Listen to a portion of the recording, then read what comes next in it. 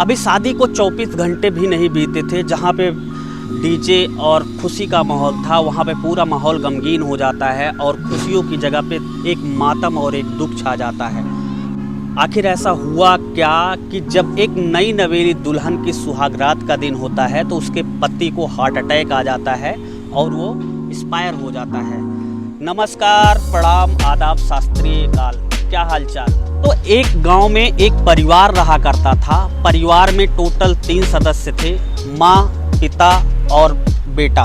बेटे की उम्र रही होगी तकरीबन 18 से 19 साल, माँ की उम्र रही होगी करीब 45 साल और पिताजी की उम्र रही होगी 48 साल।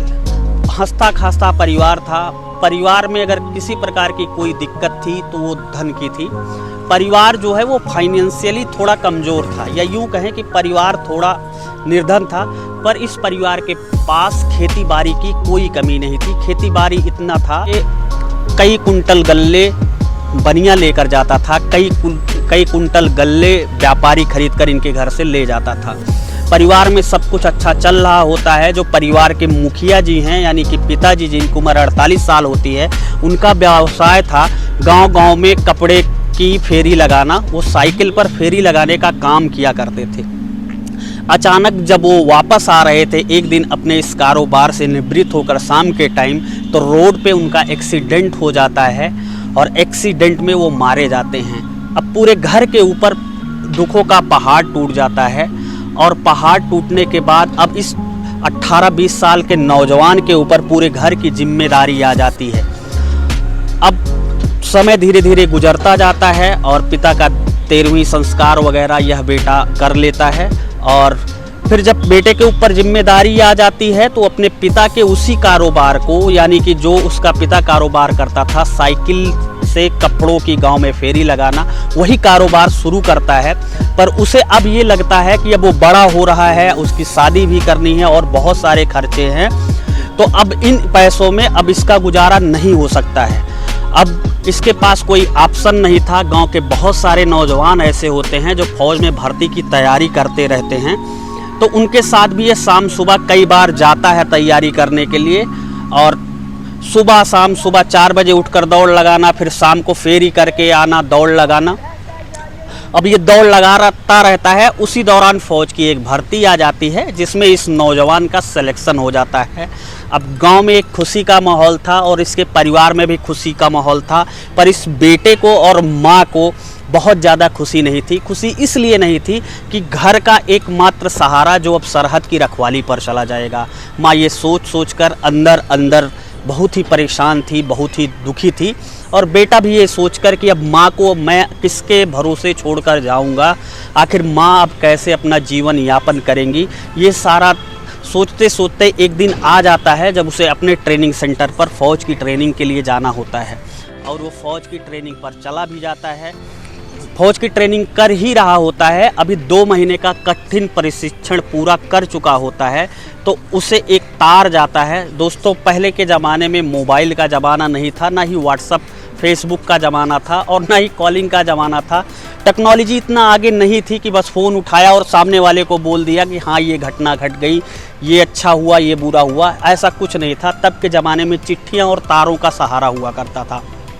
अब फौजी के ट्रेनिंग सेंटर पर एक तार मारा जाता है जिसमें ये लिखा जाता है कि तुम्हारी माँ की तबीयत बहुत ज़्यादा ख़राब है और तुम आके माँ को देख जाओ।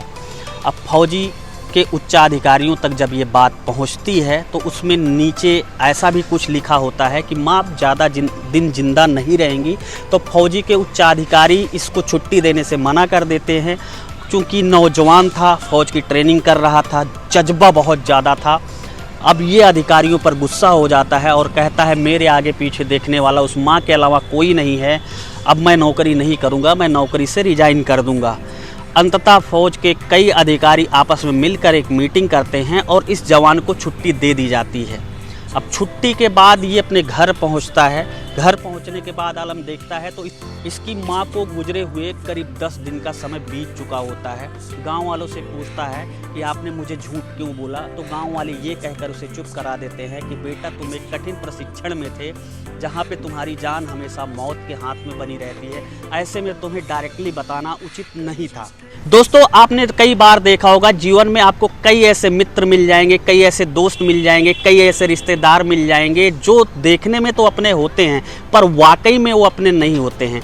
कई बार ये चीज़ें आपके पड़ोसी के साथ भी हो सकती हैं। हालांकि मैं ऐसा नहीं कह रहा कि सभी उसी श्रेणी में है, पर ये चीज़ आपको प्रचुर मात्रा में देखने को मिल जाएगी जो सामने से प्यार दिखाते हैं पर अंदर में उनके कुछ और ही चलता रहता है।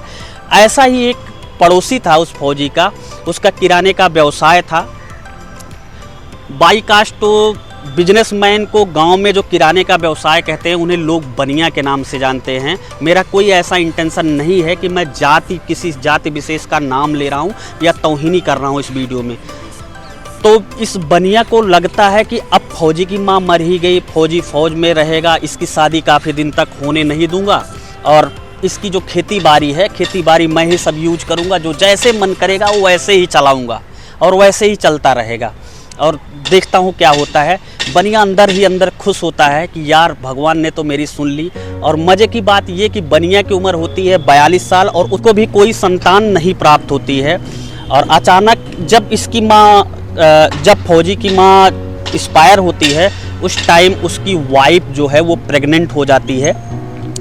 अब फौजी आता है, फौजी के पास सबसे बड़ी समस्या थी पैसों की, क्योंकि वो ट्रेनिंग कर रहा होता है फ़ौज की। तो आप में से काफ़ी व्यूअर्स को ये मालूम होगा कि जो फ़ौज की ट्रेनिंग करते हैं बंदे स्टार्टिंग में जाके, तो उन्हें तनख्वाह उस टाइम नहीं मिलती, वो बाद में इकट्ठा करके दी जाती है। अब फौजी चाचा से कहते हैं चाचा मेरे पास तो पैसे है नहीं, मैं ट्रेनिंग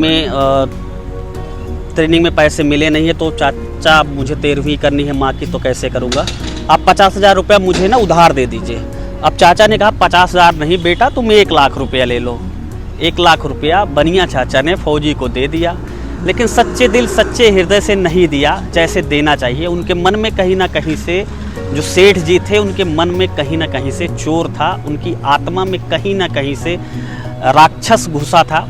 अब उन्होंने पैसे दे दिए, ये सारा घटनाक्रम ख़त्म हो गया। फौजी के माँ की 13वीं, फौजी चला गया अपने ट्रेनिंग सेंटर पे ट्रेनिंग करने के लिए।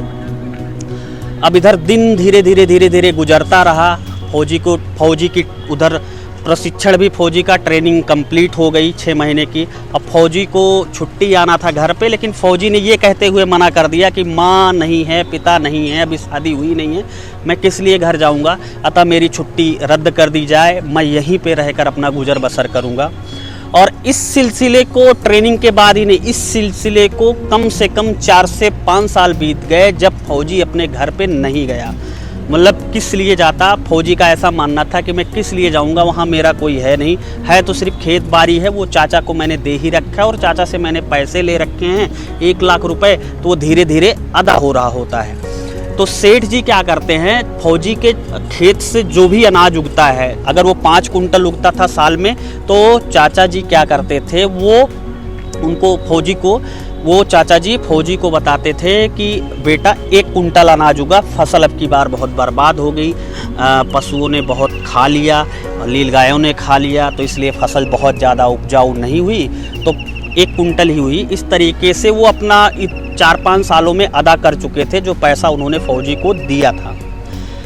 अब अचानक, जैसा कि मैंने वीडियो में पहले ही बताया कि सेठ की वाइफ जो है, जब फौजी की माँ एक्सपायर होती हैं उस दौरान प्रेग्नेंट रहती है और समय आया, चाचा को डिलीवरी हुई, इनका बेटा बड़ा हुआ और बड़ा होके एक बीटेक कॉलेज में पढ़ाई किया, उसके पीछे इन्होंने काफ़ी पैसा अपना लगाया, बेटा सक्सेस भी हुआ।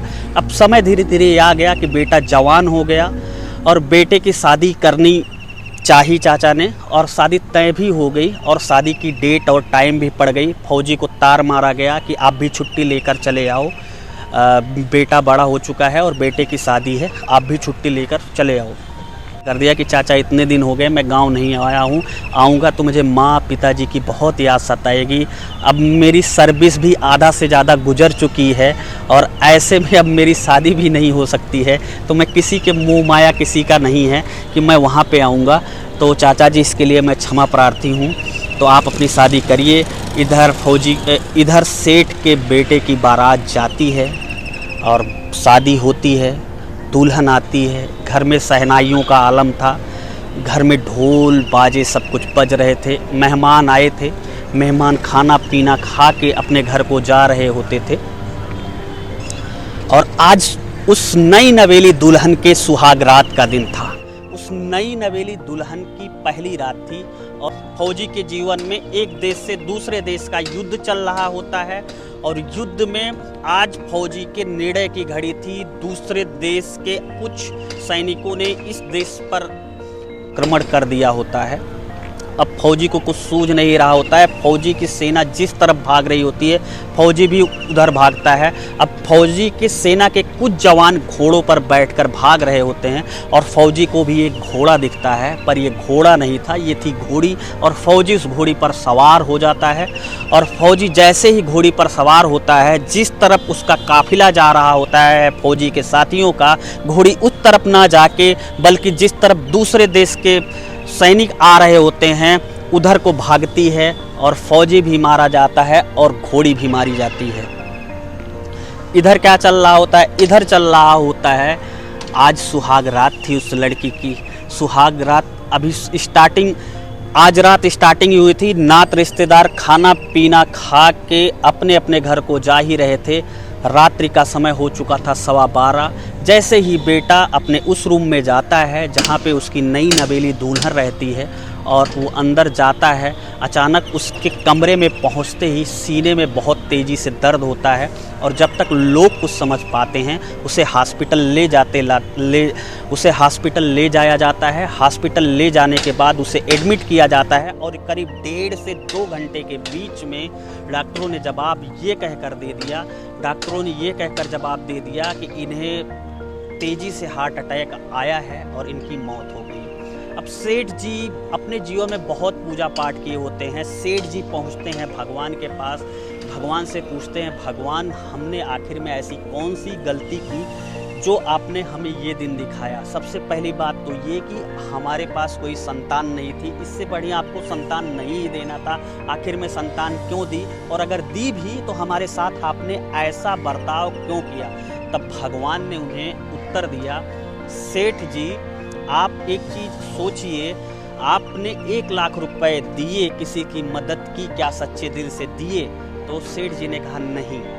बोले आपने फौजी के खेत में 5 कुंटल अनाज को 1 कुंटल हर साल बलाया, क्या आपने ये सही किया? सेठ जी ने कहा नहीं किया।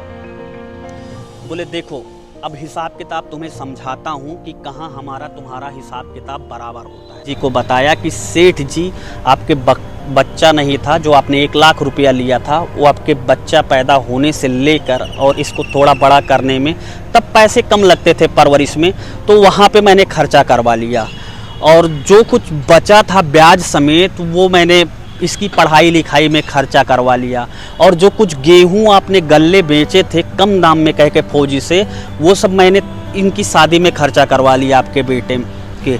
सेठ जी ने कहा कि महाराज भगवान आपकी सारी बात बिल्कुल सही है, आप बिल्कुल सही बोल रहे हैं, पर आप मुझे एक चीज़ बताइए कि ये जो अभी नई नवेली मेरी दुल्हन आई थी, मेरे बेटे की वाइफ आई थी, मेरे बेटे की पत्नी आई थी, इसकी क्या गलती थी पूरे इस किरदार में? भगवान ने कहा अपनी उस बहू को बुलाना। बहू आई, भगवान ने कहा इनको बताओ क्या गलती थी। बहू के मुंह से निकला कि पापा मैं ही वो घोड़ी थी जो फौजी के साथ गलत किया था, जिस दिशा में मुझे मुड़ना था उस दिशा में नहीं मुड़ी, मेरी वजह से उस फौजी की मृत्यु हुई और मेरी वजह से वो फौजी मारा गया। दोस्तों कहीं ना कहीं हम अपने जीवन में जो काम करते हैं वो हमें चाहिए कि हम अच्छे तरीके से करें, सच्चे दिल से करें, सच्चे मन से करें। कभी किसी के प्रति ईर्ष्या, घृणा, जलन, द्वेष का भाव नहीं रखना चाहिए। फिलहाल ये छोटी सी वीडियो आपको कैसी लगी हमें कमेंट बॉक्स में अपनी राय ज़रूर बताएं। मिलूंगा एक नई वीडियो के साथ जल्द ही, मिलूंगा एक नई कहानी के साथ आपको फिर जल्द ही। तब तक के लिए जय हिंद, वंदे मातरम।